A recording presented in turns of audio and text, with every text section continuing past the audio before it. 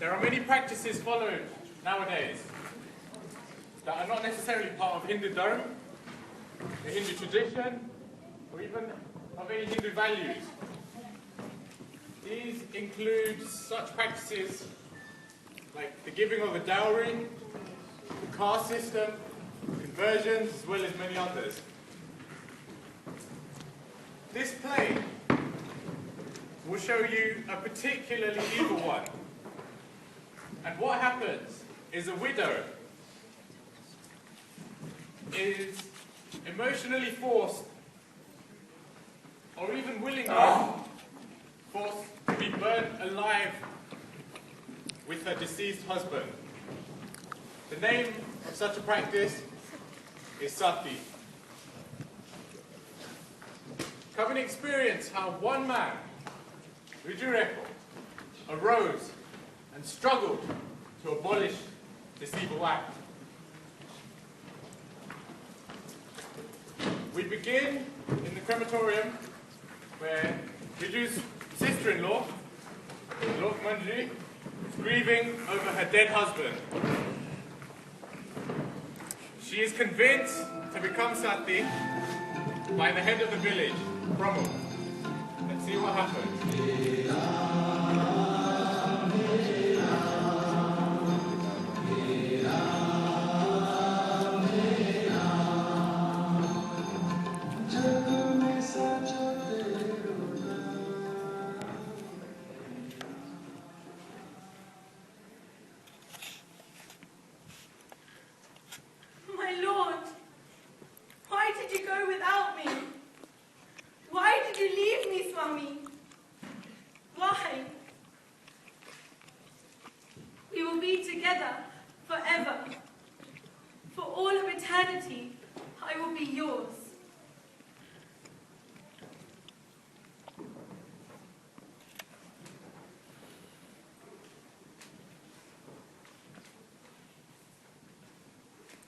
Betty, don't cry, Betty. Don't cry. The divinity of a wife is to be with her husband even after his death.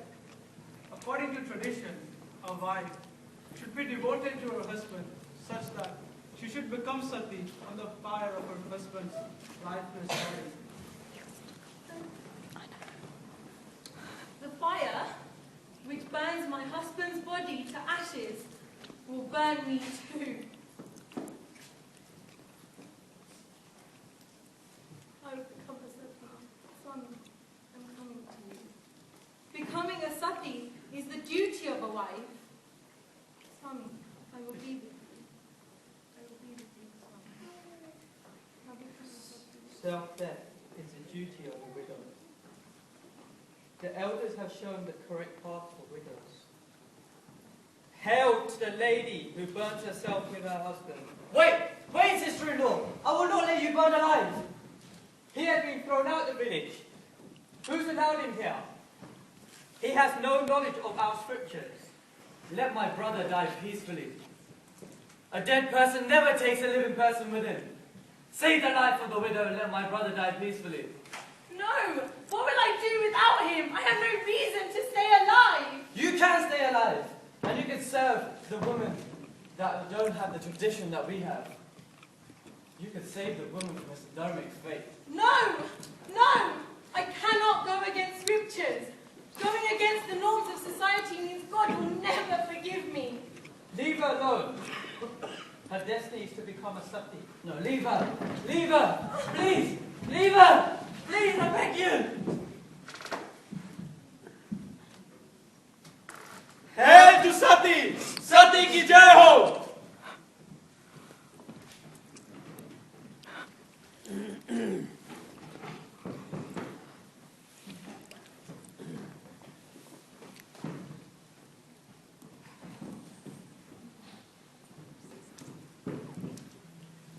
This is not part of our tradition.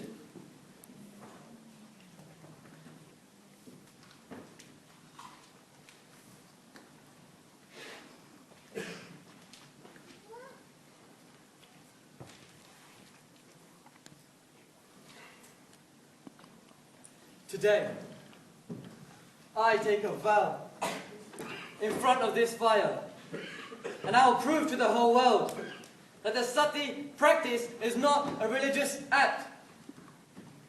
It's a selfish act created by vested interests of people in power to exploit those without education for their own benefits.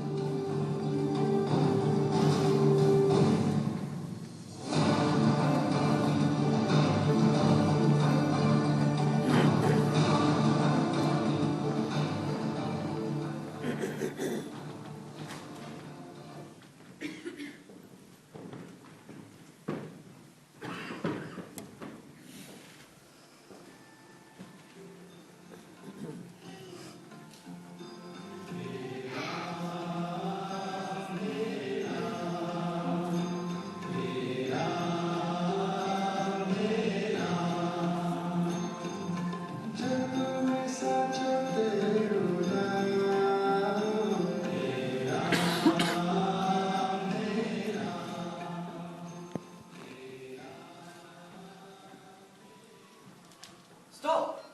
Stop! Stop! What are you doing? Why are you murdering an innocent woman? Murdering? Do you know anything about our ancient parampara? These are the rituals which have been going on for decades. They're part of our tradition.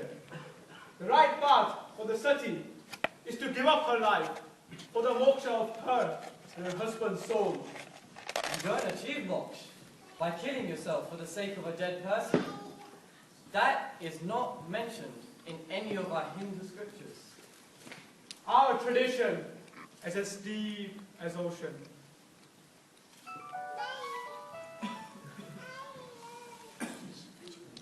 There are many things in it. How many things will you question? You just go home and sleep. Let the people follow the tradition. No. I will fight for the righteousness for each and everything, including rituals which have been misinterpreted for the sake of other people's benefit. Let's take him out here. He's defied Dharma. This is an illegal practice. I will take this further.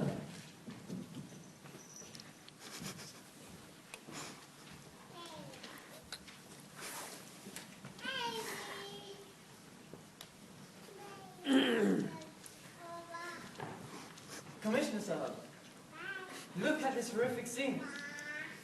Look at what they're doing to the innocent woman in the name of our tradition. This is just utter cruelty. However, if it's a tradition, there is nothing which we can do about it. Tradition. This is not part of tradition. This is a ritual created by people for their own benefits. How can you say that? The Vedas, the Upanishads, the Ramayana. None of these scriptures mention about sati practice. Sati is a term that was originally derived from the goddess herself, Sati, also known as Dakshayani, who self-immolated because she was unable to bear her husband Shiva's humiliation. But why the humiliation? This could have happened to anybody. No, because it was her own father who humiliated her. But Lord Shiva was not dead. Is this the only mention of sati? What about, say, Madhu, King Pandu's wife in the Mahabharata? There is a mention of sati in the Mahabharata, but it's of a wife who self-immolates because of the extreme grief and agony she experienced. Just bear in mind, out of all the rituals and practices, there's just a single case. There isn't a mention of anything got to do with sati in any of our scriptures at all. Well, if there was just a single case, then how has it become so popular? Well, you see, the sati practice started in full-fledged during the foreign rule, where the women were being kidnapped and raped after their husband's death. The women preferred to die instead of going through these horrific acts. But the foreign rulers have left long ago. Are people really this foolish as to continue these practices without knowing the truth? You're right. However, other people may take advantage of the situation just because of self-gain. This is how the practice started, and it's been going on for decades because of the selfish people in our society.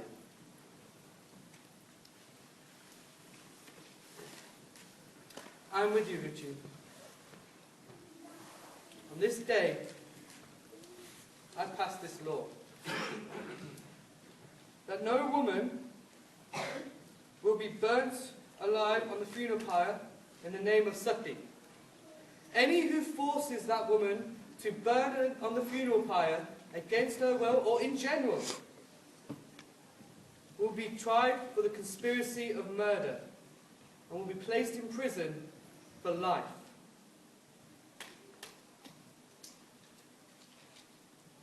Thank you.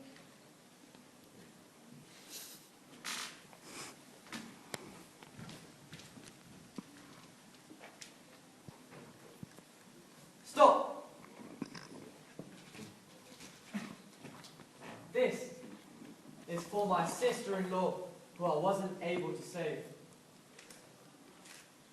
Now stop this horrific act, otherwise I'll put you behind bars.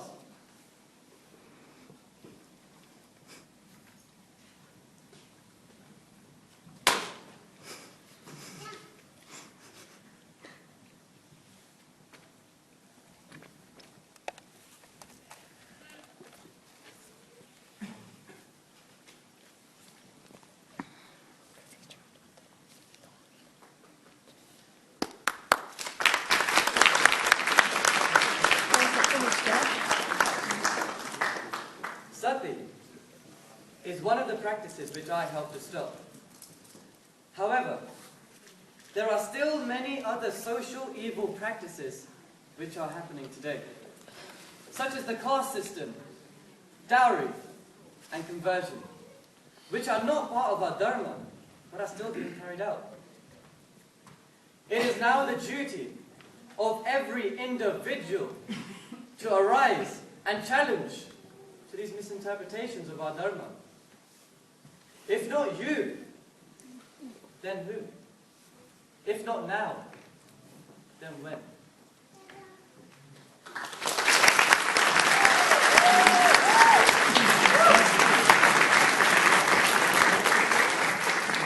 Thank you, ladies and gentlemen. We just want to give a quick round of applause for each of the actors. So, Riju, Rekho, Sam. Then we have Sati number 1 and number 2, Yukti and Rupal, respectively.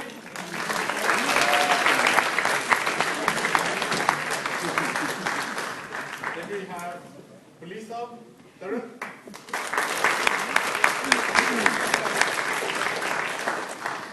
Then we have village members, Jishnu and Rikin.